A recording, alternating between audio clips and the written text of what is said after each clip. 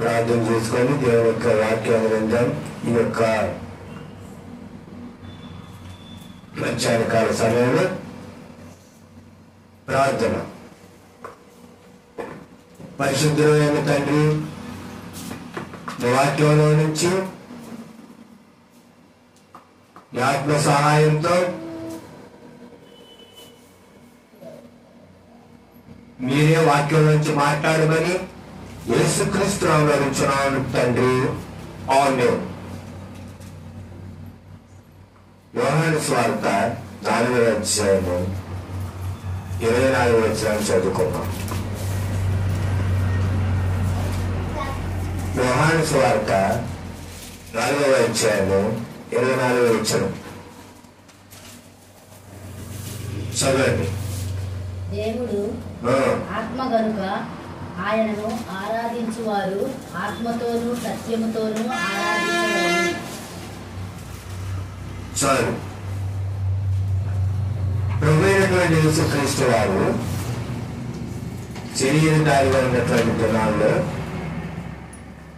ఆయన యోధా దేశం విడిచిపెట్టి గలిలయ దేశానికి వెళ్ళవలసి వచ్చింది. ఈ యొక్క యోధా దేశం మధ్యలో సమరయ ప్రాంతం, అవతల గలిలయ దేశం, 3 దేశాలు ఉన్నాయి.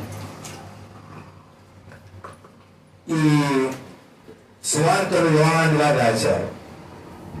యోహాను గారు యేసుక్రీస్తు ప్రభు దేవుడు, ప్రభువైన యేసుక్రీస్తు వారు దేవుని కుమారుడు, దేవుడు అని సర్వలోకానికి తెలియజేయడానికి ఈ యొక్క సువార్తను రాశారు. చదివినటువంటి లేఖన భాగంలో యోహాను కంటే యేసుక్రీస్తు ప్రభు ఎక్కువ మంది బాప్తిస్మం ఇచ్చారు అని పరిచయం తెలిసింది. అప్పుడు పరివారు ఏం చేశారంటే యోధా దేశం విడిచిపెట్టి వారు ప్రభువారు గలిలయ దేశం వెళ్ళవలసి వచ్చినప్పుడు మధ్యలో సమరయ ప్రాంతానికి వచ్చారు. అయితే వినండి జాగ్రత్త. ఈ యాకోబు తన కుమారుడైనటువంటి యేసేపుకు ఇచ్చినటువంటి బావి, దాని యాకోబు బావి అన్నారు. ఇవి ఎక్కడున్నాయంటే సమరయలోని సుకారణ ఊరిలో ఉంది.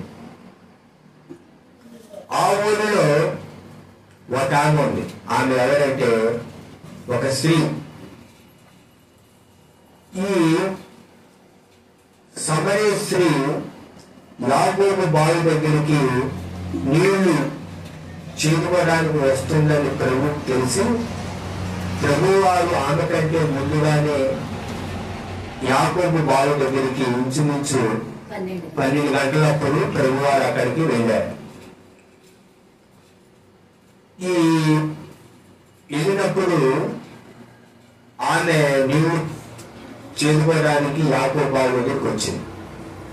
అప్పుడు ప్రభువైన యేసుక్రీస్తు వారికి ఆ యొక్క సమరయ స్త్రీకి మధ్య జరిగినటువంటి సంభాషణలో మనం చదువుకున్నటువంటి లేఖన భాగం ఉంది. అయితే ఈరోజు మన మధ్యాహ్న కాల సమయంలో మన యొక్క వాక్య అంశం ఏంటంటే ఆత్మతో సత్యముతో ఆరాధన. ఏంటి? సత్యముతో ఆరాధన, అది మన అంశం. ఇక్కడ అసలు ఈ సమరయులు అనేవాళ్ళు ఎవరు? సమరయులు ఎవరు? సమరయులు ఎవరంటే ఇజ్రాయేల్ దేశాన్ని మొట్టమొదటిగా సౌలు రాజు గారు పరిపాలించారు. ఆయన తర్వాత దావీదు గారు 40 సంవత్సరాలు పరిపాలించారు. తన కుమారుడైనటువంటి సొలొమోను 40 సంవత్సరాలు పరిపాలించారు. వారి ముగ్గురు తర్వాత ఇజ్రాయేల్ యొక్క 12 గోత్రాలు 2 భాగాలుగా విడిపోయారు. 10 గోత్రాల వారిని కొంతమంది రాజులు, 2 గోత్రాలు అంటే యోధా గోత్రం, బెన్యామీను గోత్రాన్ని దావీదు యొక్క వంశవారు పరిపాలించారు. అప్పుడు ఈ 10 గోత్రాలైనటువంటి ఇజ్రాయేల్ ప్రజల్ని అశ్షూరు అనేటటువంటి సామ్రాజ్యం వారు వీళ్ళ మీదకి దండెత్తి క్రీస్తు పూర్వం 722 సంవత్సరంలో అశ్షూరులు ఉత్తర రాజ్యమైనటువంటి ఈ ఇజ్రాయెల్ మీద దండెత్తి వాళ్ళని ఏం చేశారంటే కొంతమంది బానిసలుగా తీసుకొని వెళ్ళారు, కొంతమందిని ఏం చేశారంటే విడిచిపెట్టారు, కొంతమంది తప్పించుకొని వెళ్ళిపోయారు. అర్థం. ఇప్పుడు ఏదైనా యుద్ధం జరిగినప్పుడు ఏం జరిగిందంటే కొంతమంది బందీలుగా పట్టుబడతారు, కొంతమంది బలహీనలు వదిలిపెడతారు, కొంతమంది పారిపోతారు. ఈ మిగిలినటువంటి వారు ఏం చేశారంటే అశ్షూరీయుల్ని కానానీయుల్ని ఇజ్రాయేల్ ప్రజలు వివాహం చేసుకున్నారు. ఆ మిశ్రమ సంతానం, ఈ మిశ్రమ జనాంగమే సమరయులు.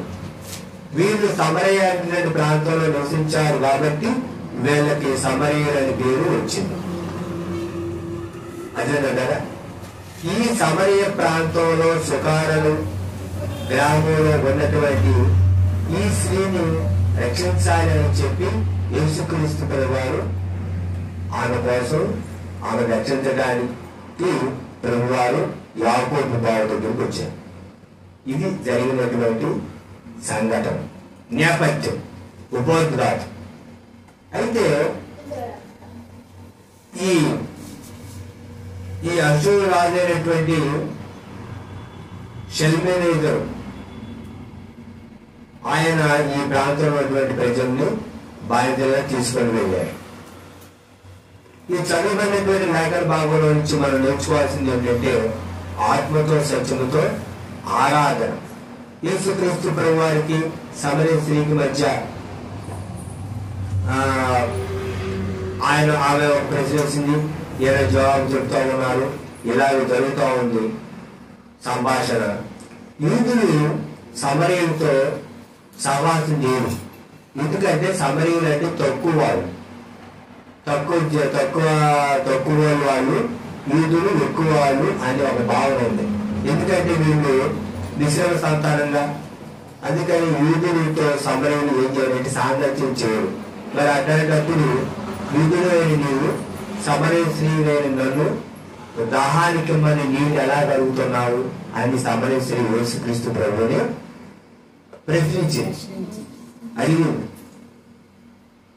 అప్పుడు ప్రభువారు ఏమన్నారంటే, నువ్వు నాకు నీళ్ళు ఇస్తే మళ్ళా నాకు దప్పికేంటి, నేను ఇస్తా నీళ్ళు, నేను నీకు నీళ్ళు ఇస్తే మళ్ళీ జీవితంలో నీకు దప్పికాయదు అంటే అప్పుడు ఆమె, అయ్యా మరి ఆ నీళ్ళకు నాకు ఇస్తే మరి మధ్యాహ్నం పూట ఎవరు లేనప్పుడు ఈ బావిగాడికి వచ్చి ఈ నీళ్ళు తోడుకొని ఎలవలసినటువంటి అవసరం నాకు రాదు, ఇచ్చేసా ఆ నీళ్ళు ఏదో నేను తీసుకొని వెళ్తా అంటే ప్రభువారు, అమ్మా ఎంతమంది నీకు భర్తలు అంటే నా భర్త లేడు అంతే, నిజమే చెప్పారు, ఈ ప్రభువారు గారు నీ భర్త గారు అని వారిద్దరి మధ్య సంభాషణ జరిగింది.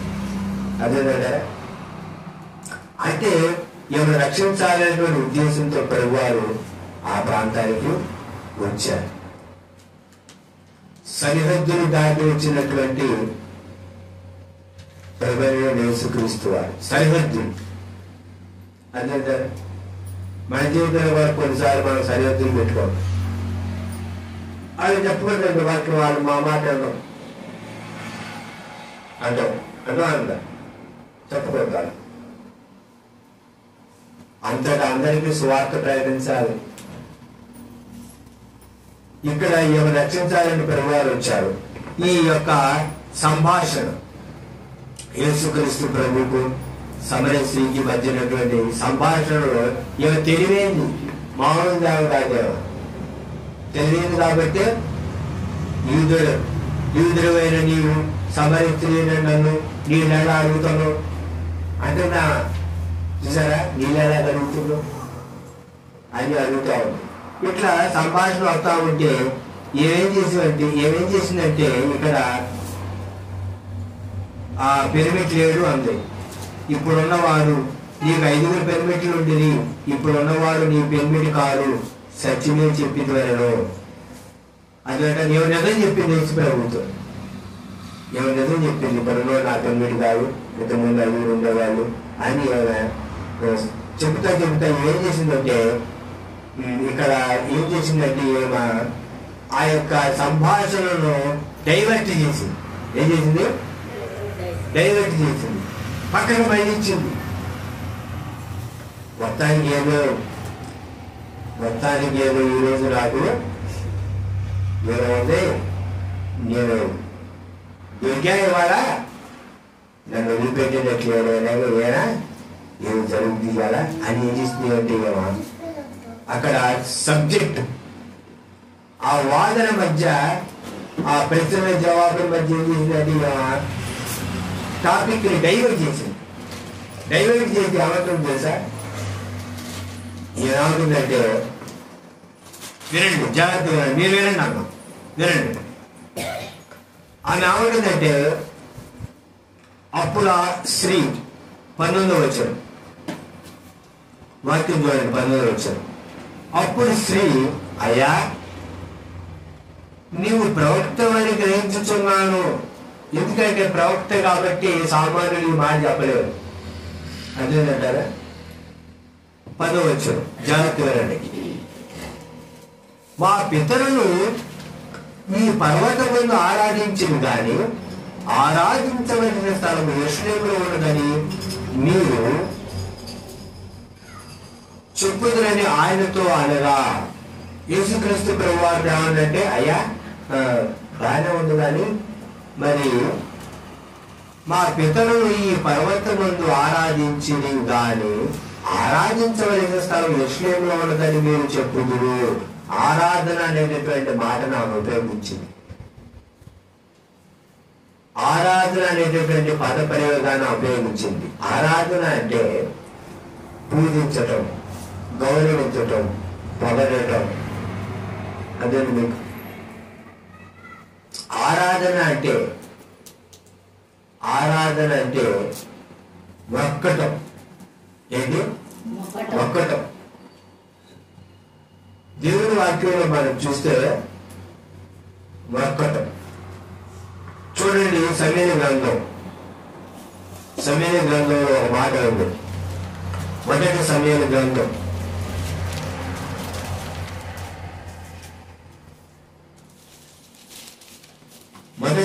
8 దేవుని వాక్యం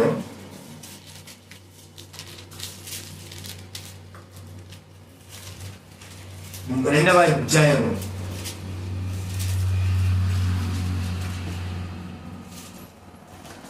క్షమించాలి, 1వ అధ్యాయము 28వ వచనం. సమయ గ్రంథం మొదటి సమయ గ్రంథం 1వ అధ్యాయము 28వ వచనం. కాబట్టి నేను ఆ బిడ్డను యెహోవాకు ప్రతిష్ఠించుచున్నాను, తాను బ్రతుకు దినములన్నిటను వాడు యెహోవాకు ప్రతిష్ఠితుడని చెప్పెను. అప్పుడు వాడు యెహోవాకు అక్కడనే మ్రొక్కెను. ఈ యొక్క సమీరు బాలుగా ఉన్నప్పుడు షిలోహులో ఉన్నటువంటి దేవాలయంలో దేవుని ఏం చేశాడంట? మొక్కాడంట.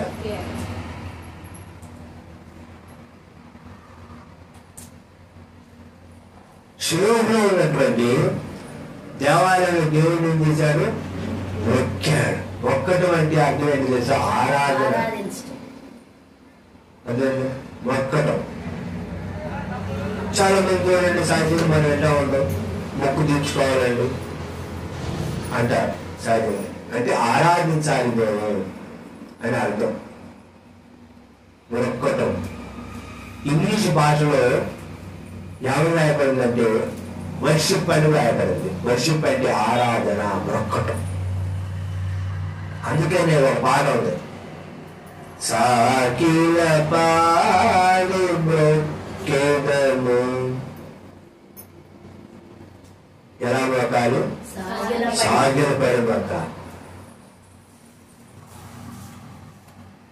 ఆత్మలు మన ప్రభు యేసుని సాగిల పడి. అదేవిధంగా మన వాక్య భాగంలో చూస్తే మత్తయి సువార్త 2వ అధ్యాయము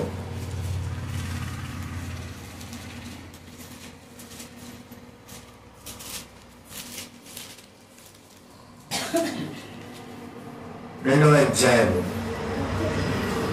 చదవండి. 2వ వచనం చదవండి. తూర్పు దిక్కున మేము ఆయన నక్షత్రము చూచి ఆయనను పూజింపవచ్చుమని చెప్పి చాలు. ప్రభువైన యేసుక్రీస్తు వారికి 2 సంవత్సరాల వయసు ఉన్నప్పుడు జారులు వచ్చి యేసుక్రీస్తు ప్రభు దగ్గరికి వచ్చారు. వాళ్ళు ఏమంటున్నారు? యూదుల రాజుగా పుట్టినవారు ఎక్కడ ఉన్నాడు? మేము ఆయన నక్షత్రంలో చూసి ఆయన పూజింపవచ్చుమని చెప్పి పూజించడానికి వచ్చాం. పూజించడం అంటే ఆరాధించడం. వాళ్ళు కానుక ఇచ్చి యేసు ప్రభువుని ఏం చేశారు? ఆరాధించారు. మొక్కటం, పూజించటం, గౌరవించటం అంటే ఆరాధన. యేసుక్రీస్తు ప్రభు వారు కూడా అపవాది యేసుక్రీస్తుని శోధించినప్పుడు యేసు ప్రభు వారు కూడా ఎవరు మాట్లాడారు?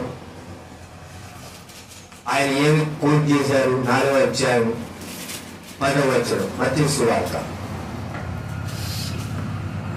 యేసుక్రీస్తు ప్రభుని అపవాది ఆయనను ఏం చేశారంటే, సాగిలపడి నాకు నమస్కారం చేసిన ఎడల వీటన్నింటినీ నీకు ఇచ్చేదని ఆయనతో చెప్పగా, యేసు వానితో, సాతాను పొమ్ము, ప్రభువైన నీ దేవునికి మ్రొక్కి ఆయనను మాత్రము సేవింపవలనని వ్రాయబడి ఉన్నదని. చాలు. యేసుక్రీస్తు ప్రభు వారిని అపవాది శోధించాడు. మిగులు ఎత్తైనటువంటి ఒక కొండ మీద తీసుకెళ్లి, ఈ లోక రాజ్యాన్ని నీకు ఇస్తాను, నువ్వు నాకేం చేయి?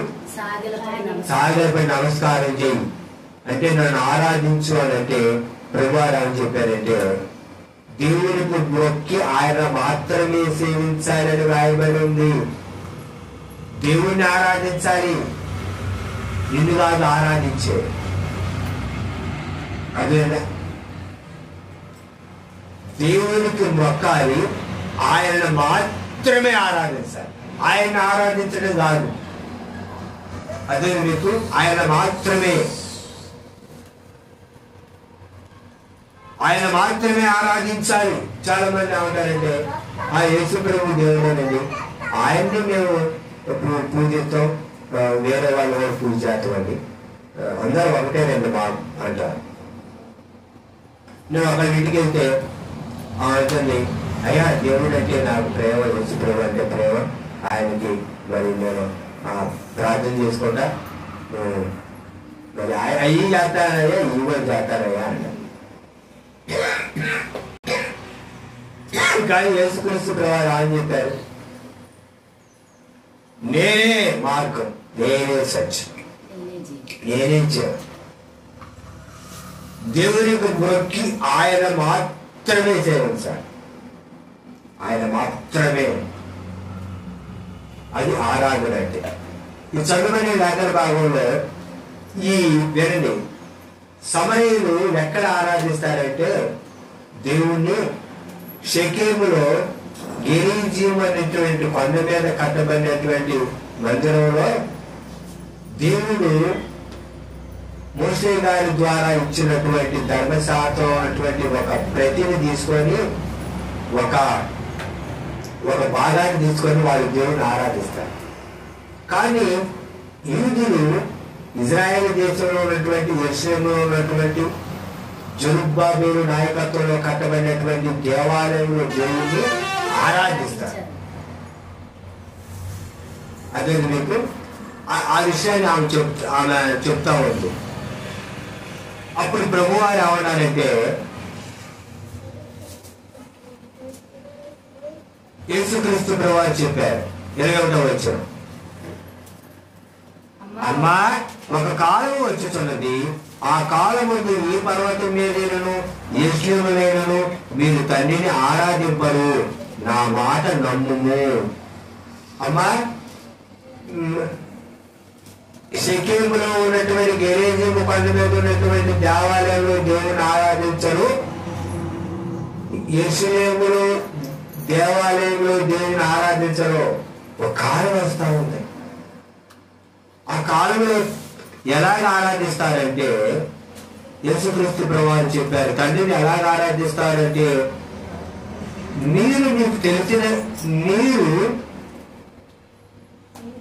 మీకు తెలియని దాన్ని ఆరాధించేవారు, మేము మాకు తెలిసిన దానిని ఆరాధించేవారము.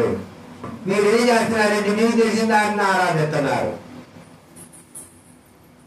చాలా మంది వాళ్ళు అంటారు, ఏదో లేండి మాకు తెలిసింది ఏదో మేము చేసుకుంటున్నాం, మాకు తెలిసింది ఏదో మేము జాతర వెళ్ళి మాకు తెలిసింది ఏదో మేము పూజ జాతర ఏంటి అంటారు. అట్లానే షెకెములో గెరేజీము కొండ మీద ఉన్నటువంటి దేవాలయంలో ఏదో వాళ్ళు తెలిసినట్టు వాళ్ళు ఆరాధిస్తున్నారు. యేసుక్రీస్తు ప్రభువు చెప్పారు, మేము మాకు తెలిసిన ఆరాధిస్తాం. ఆయన కూడా ఈ లోకంలో పుట్టినప్పుడు యూదుడు కాబట్టి దేవుడు మోషే గారి ద్వారా ఇచ్చిన ధర్మశాస్త్రం ప్రకారం ఆరాధించాలి కాబట్టి మేము మాకు తెలిసిన ఆరాధిస్తున్నాం, మేము మీరు తెలిసిన ఆరాధిస్తున్నారు. కానీ జాగ్రత్తగా యేసుక్రీస్తు ప్రభువు చెప్పిన మాట,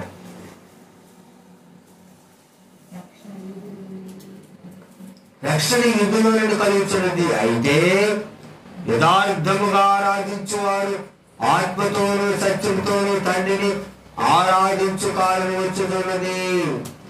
ఆత్మతో సత్యముతో తండ్రిని ఆరాధించే కాలం వచ్చుతున్నది. ప్రభువు చెప్పారు, అది ఇప్పుడులో వచ్చి ఉన్నది. తను ఆరాధించేవారు అట్టి వారు కావాలని తండ్రి కోరుచున్నాడు, వెతుకుతున్నాడు. ఆత్మతో సత్యముతో తండ్రిని యథార్థముగా ఆరాధించే వారి కొరకు దేవుడు ఎదుగుతున్నాడు. ఆరాధన అంటే ఆత్మతో సత్యముతో ఆరాధించేది ఆరాధన. పెంతుకోస్తు పండుగ దినమునందు 120 మంది మేడగదిలో ఉన్నప్పుడు పరిశుద్ధాత్మ దేవుడు వాళ్ళ మధ్యలోకి వచ్చారు.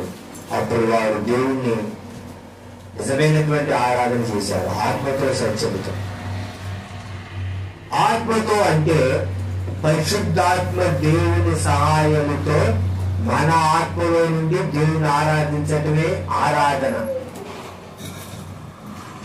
ఆత్మతో, అది మీకు ఆత్మతో సత్యముతో అంటే వాక్యానుసారంగా ఆరాధించడమే ఆత్మతో సత్యముతో కూడిన ఆరాధన. ఆరాధన అంటే పశ్చాత్తాపంతో కూడినది ఆరాధన. అది అంటారా, పశ్చాత్తాపంతో కూడిన ఆరాధన.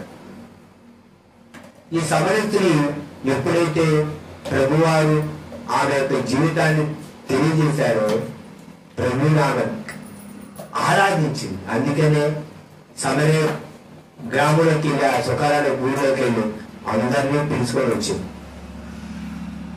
ఆరాధించే వాళ్ళు ఆరాధ్యమైనటువంటి యేసుక్రీస్తు గురించి ఇతరులకు తెలియజేస్తారు. ఆరాధించే వాళ్ళు దేవుణ్ణి పశ్చాత్తాపంతో ఆరాధిస్తారు. అది నిజమైన ఆరాధన. అంతేగాని ఆరాధన అంటే అందరూ లేచి నిలబడండి, తప్పని కొట్టండి, దేవుని ఆరాధిద్దాం అని గట్టిగా తప్పని కొట్టుకుంటా, డబ్బులు పగిలిపోయేటట్టు గట్టిగా తప్పని కొట్టుకుంటా, అభిషేకం వచ్చింది ఇక ఆరాధించండి దేవుణ్ణి అంటే అది ఆరాధన. గట్టిగా జాగలేయటం, గట్టిగా పాట పాడటం, అది కాదు ఆరాధన అంటే. అది కాదు ఆరాధన. హృదయాంతరంగంలో నుంచి పశ్చాత్తాపంతో దేవుని ఏం చేయాలంటే అది నిజమైన ఆరాధన.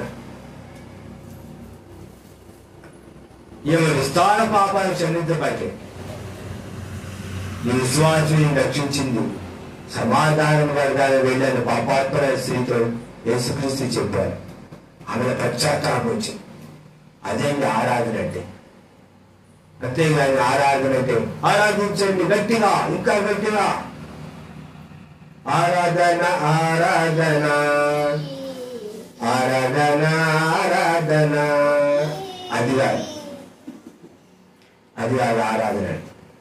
గట్టిగా తప్పని కొట్టండి, ఇంకా కొట్టండి, ఇంకా గట్టిగా తప్పని కొట్టండి, ఇంకా గట్టిగా. ఆరాధన అంటే శరీరాన్ని ఉద్రేకపరిచేది కాదు. ఆరాధన అంటే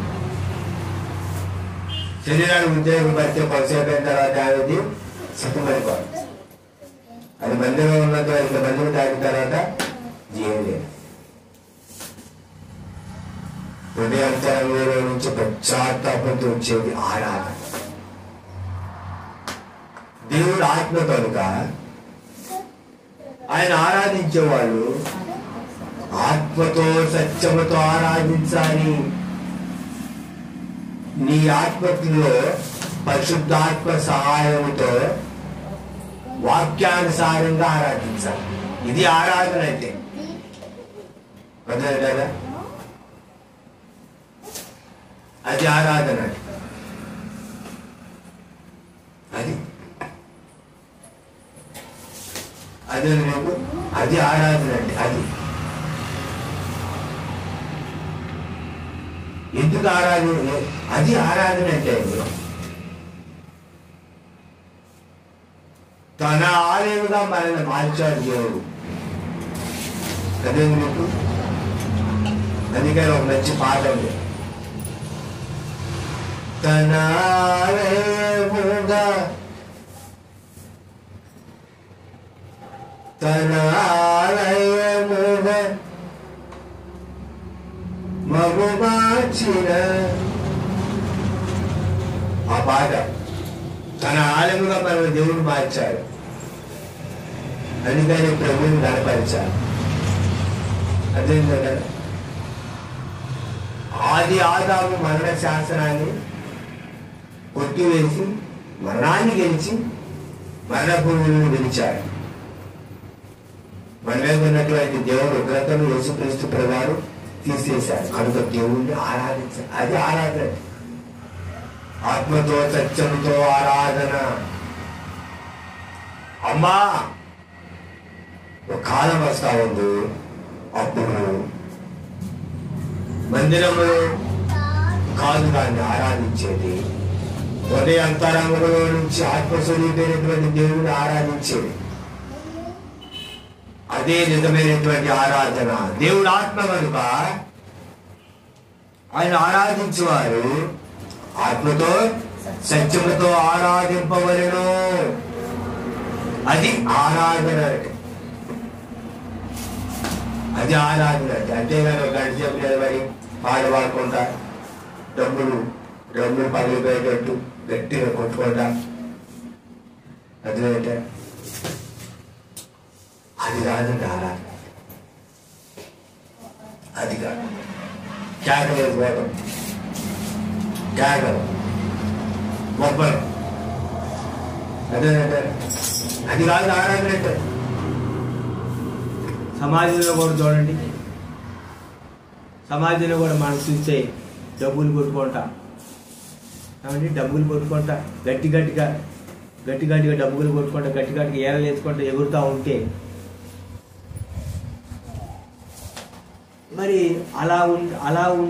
అలా ఉన్నట్టు ఇక్కడ అలా ఉంటే అది ఆరాధన కాదు. మందిరంలో అదేంటంటే మందిరంలో ఆరాధన అంటే అది కాదు. అంటే అక్కడ ఎగిరిన అనుభవాలు ఉన్నాయి కదా, అక్కడ ఎగిరిన అనుభవాలు ఉంటే అవి 50 కిలోకి వచ్చేసరికి అవి మర్చిపోలేము. అరే ఇక్కడ కూడా ఎగిరే విధానం ఉంది కదా అని ఆలోచనతో ఏం చేస్తూ ఉంటారు, ఎగురుతుంటారు. ఎగురుతుంటారు. అదేంటా ఒక ఆయన అంటాడు, ఆరాధించడం అంటే దావీదు గారు నేర్పిన అనుభవం అండి. అదేగా మన అనుభవం. ఏంటి అనుభవం? ఎగరటం అనుభవం. దావీదు నాట్యం చేశాడు. ఎంతకాలం చేసాడు? ఒకసారి. కానీ దీన్ని పట్టుకొని ఈ రోజుల్లో ప్రతి ఆదివారం ప్రతి ప్రాంతంలో ఎగరటమే. ఎందుకంటే దావీదు గారు నేర్పించారు ఎగరటం. ఆయన ఒక్కసారి నాట్యం చేస్తే దాన్ని పట్టుకొని వీళ్ళు ప్రతిసారి ఏం చేస్తారంటే ఎగురుతుంటారండి. గట్టిగా ఎందుకంటే ఎగురుతున్నారంటే నాట్యం చేయడు, ఎగరడు. ఆరాధించాలి దేవుణ్ణి. దేవుణ్ణి ఆరాధించడం, ధన గౌరవించడం, పూజించడం అంటే అదే అండి. దేవుడి ముందు మనం దేవుడి సన్నిధిలో మందిరంలో ఎగురుతుంటే ఎగురుతా ఉంటే దేవుడు అది చూడరా? అదే ఆరాధన అంటే. ఆరాధన పేరుతో జరుగుతున్నటువంటి ఎన్నో అపరాధాలు ఉన్నాయి. అదే గట్టి గట్టిన త్యాగలేదు. ఏంటంటే పరిశుద్ధాత్మ దేవుడు ఇచ్చేశాడు, అభిషేకం. అనేక రకమైనటువంటి బాధలు వచ్చినాయి ఈరోజు క్రైస్తవంలో. మందిరంలో అంటే అభిషేకం ఉంటుందట, మందిరంలో అభిషేకం ఉంటుందట. మనం ఆరాధిస్తూ ఉంటే అభిషేకం వచ్చేస్తూ ఉంటుందట మందిరంలో. అభిషేకం అనేది వ్యక్తిలో ఉంటుంది కానీ మందిరంలో ఉండదు. మందిరాలలో అభిషేకం, మనం ఆరాధించడానికి నిలబడేసరికి అభిషేకం రావటం, మనం ఆరాధించడం అయిపోంలోనే అభిషేకం పోవడం అనేది లేదు. ఇది ఒక వింత కొత్త రకమైనటువంటి బాధ. ఇది ఈ దినాల్లో ఉంది. ఆరాధించండి, అభిషేకం విశ్వాసం ఉంది, ఆరాధించండి. ఎక్కడి నుంచి వచ్చింది అభిషేకం? నీ అంతరంగంలో పశ్చాత్తాపం లేదే, నీలో మార్పే రాలేదే. ఎక్కడి నుంచి వచ్చింది అభిషేకం? దేవుడు అభిషేకిస్తాడు, మనిషి కాదు అభిషేకించాడు. ఆరాధన అంటే ఆత్మతో దేవుడు ఏమై ఉన్నాడు తెలుసుకొని అప్పుడు దేవుణ్ణి ఆరాధించేవి. అది నిజమైనటువంటి ఆత్మతో సత్యముతో కూడినటువంటి ఆరాధన అంటే అదే. అది ఆరాధన. బాలుడైనటువంటి 2 సంవత్సరాలు ఉన్నటువంటి ప్రభువుని ఆరాధించారు జ్ఞానులు. వాళ్ళకు ఉన్నటువంటి జ్ఞానాన్ని పక్కన పెట్టి సాగిలపడి ఆయన ఆరాధించి కానుకలించారు. అది ఆరాధన అంటే. అదేంట వాళ్ళు మా జ్ఞానం కాదయ్యా, నీవే సర్వలోకాన్ని జ్ఞానవంతుడవు. ఆ 2 సంవత్సరాలు ఉన్నటువంటి ఆ బాలులో వాళ్ళు ఏనే సర్వలోకాన్ని ఏనేటటువంటి పరిశుద్ధుడు, ఏనే ఆరాధించవలసినటువంటి ఆయన, ఏనే సర్వలోక పాపముల యొక్క పరిహారార్థం తండ్రి దేవుడికి పంపినటువంటి శిలువలో రక్తం కాల్చి ప్రాణం పెట్టేటటువంటి ఆ యొక్క పరిశుద్ధుడు, ఆ యొక్క శిలువదారి, సకల లోక పాపం నిమిత్తం పరిహరించేటటువంటి ఆ పరిశుద్ధుడు గొర్రెపిల్ల ఇతనే అని ఆయనలో ఆ భవిష్యత్తులో జరగబోతున్న శిలువ కార్యాన్ని వారు గ్రహించారు. తమ జ్ఞానంతో ఈదుల రాజుగా పుట్టిన వారు ఎక్కడ ఉన్నారు? ఆ నక్షత్రం చూసి ఆయన మేము పూజించడానికి వచ్చాము. యోధా వ్యక్తులేమా, యోధా ప్రధానులు ఎంత మాత్రం అల్పమైన దాని కాదు. ఇజ్రాయేలు నా ప్రజలు పరిపాలించు అధిపతి నీలో నుండి వచ్చును అని ప్రవక్తలో లేఖనాల్లో ఉన్నటువంటి ఆ పరిశుద్ధులైన యేసుక్రీస్తుని వారు గ్రహించారు. గ్రంథాలలో ఎదిగారు. ఆ ప్రవచన పురుషుడు, ప్రవక్తల ద్వారా ప్రవచించినటువంటి ఆ ప్రవచన పురుషుడు, ఆ పని అయినటువంటి ఆ యజ్ఞ పురుషుడు, ఆ గొర్రెపిల్ల, ఆ బస్కాపరుషుడు ఉత్తరాన్ని వాళ్ళు గ్రహించి ప్రభుని ఆరాధించారు. అది అంటే ఆరాధన అంటే పెదాల నుంచి వచ్చేటువంటి పాట కాదండి ఆరాధన అంటే. అర్థం కదా? పెదాల నుంచి వచ్చే పాట కాదు. ఈ ప్రజలు పెదవులతో నన్ను గణపరుస్తున్నారు కానీ వాళ్ళ హృదయం ఎలా ఉంది? దూరంగా ఉంది. పెదాలతో ఆరాధన. ప్రభా నీ కొందనాలు స్తోత్రాలు పరిశుద్ధులు వాడి పెదాలతో ఆరాధన. అంతరంగంలో ఏమలేదు. అంతరంగంలో నువ్వు సత్యమునే కోరుతున్నావు, నువ్వు బలిని కాదు కోరేది. అంతరంగం దూరంగా ఉంది. కానీ నోటితో స్తోత్రం స్తోత్రం స్తోత్రం స్తోత్రం స్తోత్రం పరిశుద్ధుడా నీకు స్తోత్రం, నీతి మంత్రం స్తోత్రం స్తోత్రం హల్లెలూయా స్తోత్రం. అంతరంగంలో మార్పు లేదు. ఈరోజు అలా అయిపోయింది. అంతరంగంలో ఏమీ లేదు, తుస్సు. యథా రాజా తదా ప్రజ. మందిరంలోంచి బయటికి వెళ్ళిన తర్వాత ఇక అంతే, మళ్ళీ మామూలే. మార్పు లేని జీవితం, మార్పు లేని ఆరాధన. దేవుడు మెచ్చే ఆరాధన ఇది. దేవుడు మెచ్చని ఆరాధన. దేవుడు మెచ్చడు. దేవుడు నీ ఆరాధన ఏం చేస్తాడంటే తీసిరాస్తాడు. చెప్పారు. చాలా మంది ఏమంటారు, నువ్వు చెప్పొచ్చు పెద్ద పరిశుద్ధుడివి, నువ్వు ఆరాధిస్తున్నావు దేవుణ్ణి, మేము ఆరాధించినట్టు అంటారు. అందరు అంతరంగా ఎరిగినటువంటి ప్రభు ఎవరు ఎలా దేవుని ఆరాధిస్తున్నారో ప్రభుకి తెలుసు. మనం కొన్ని రోజులు కాదండి దేవుణ్ణి ఆరాధించేది, కొన్ని రోజులు నిష్టగా ఆరాధించి దేవుణ్ణి, కొన్ని రోజులు అయిన తర్వాత ఇక మామూలుగా అయిపోయింది. కొన్ని రోజులే ఆరాధించే తర్వాత మళ్ళీ మామూలే, మళ్ళీ మామూలుగా ఉండటమే. అదే ఆరాధన. కొన్ని రోజుల వరకే కాదు దేవుణ్ణి ఆరాధించే, నిష్ఠతో, నియమ నిబంధనలతో నీ జీవితాంతో ప్రభు యేసుక్రీస్తు నువ్వేం చేయాలి? ఆరాధించాలి. యథార్థముగా ఆరాధించే వారు కావాలి. అట్టి వారు కావాలని తండ్రి కోరుతున్నాడు, ఎదుగుతున్నాడు.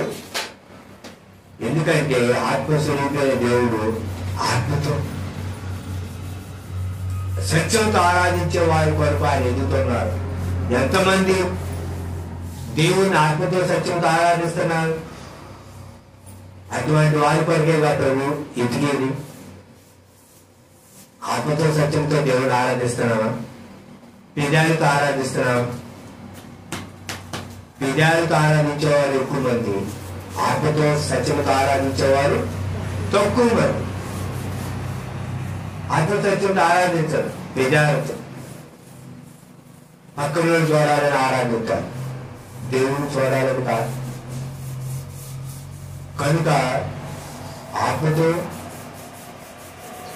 సత్యముతో ఆరాధించాలి. అట్టి వారి కోసం యేసుక్రీస్తు ప్రభువారు చూస్తున్నారు. సెలవులో దాంట్లో పశ్చాత్తాపడండి. అయ్యా నేను పాపిని, నన్ను క్షమించు, నీ రాజ్యం నన్ను జ్ఞాపకం చేసు. అది ఆరాధన అంటే. ప్రభు అతని ఆరాధన అంగీకరించాడు. ఆయన యేసుక్రీస్తుతో ఉన్నాడు. కనుక నీవు కూడా ప్రభు నిత్య ఆరాధన కావాలి. శివ దగ్గరకు వచ్చి ప్రభు పాపం నన్ను క్షమించు, అంతరంగంలో నుంచి ప్రభువును ఆరాధించాలి. అంతరంగం అది కావాలండి దేవుడికి. పైనుండి కాదు, పెద్దాల నుంచి వచ్చేది అది ఆరాధన. అంతరంగంలో నుండి పరిశుద్ధతతో వాక్యానుసారం వచ్చేది నిజమైన ఆత్మతో సత్యముతో ఆరాధన. కనుక ఆ విధంగా మన ప్రభుని ఆరాధిద్దాం. తల వచ్చి కళ్ళు మూసుకొని ప్రార్థన చేస్తాం. ప్రార్థన. ప్రియ సహోదరుడా, ఇంతవరకు దేవుడు నీతో మాట్లాడాడు. ఆయన మాట ప్రకారం జీవించు. ప్రభువా, నీ పిల్లలు నీ మాటలు విన్నారు, అంతరంగంలో భద్రపరచండి. ఈ మాట ప్రకారం నడుచుకున్నట్టుకు మాకు మనసిమ్మని యేసుక్రీస్తు నామమున నడుచున్నాడు తండ్రి, ఆమేన్. దేవుని వాక్యం వినండి, ఆత్మీయంగా బలపడండి. మా మోస్ట్ హై ఫెలోషిప్ అని యూట్యూబ్ ఛానల్ లైక్ చేయండి, షేర్ చేయండి, సబ్స్క్రైబ్ చేసుకోండి. మీ యొక్క సలహాలు సూచనలు కామెంట్ రూపంలో తెలియజేయండి. మీకు ఏదైనా వాక్య సందేహం ఏదైనా ఉంటే స్క్రీన్ మీద వస్తున్నటువంటి మా ఫోన్ నెంబర్కు ఫోన్ చేయండి. అంతవరకు ప్రభు కృప మీకు తోడే ఉంటుంది కాక. ఆమేన్. అందరికీ వందనాలు. ఫ్యాన్ అండి.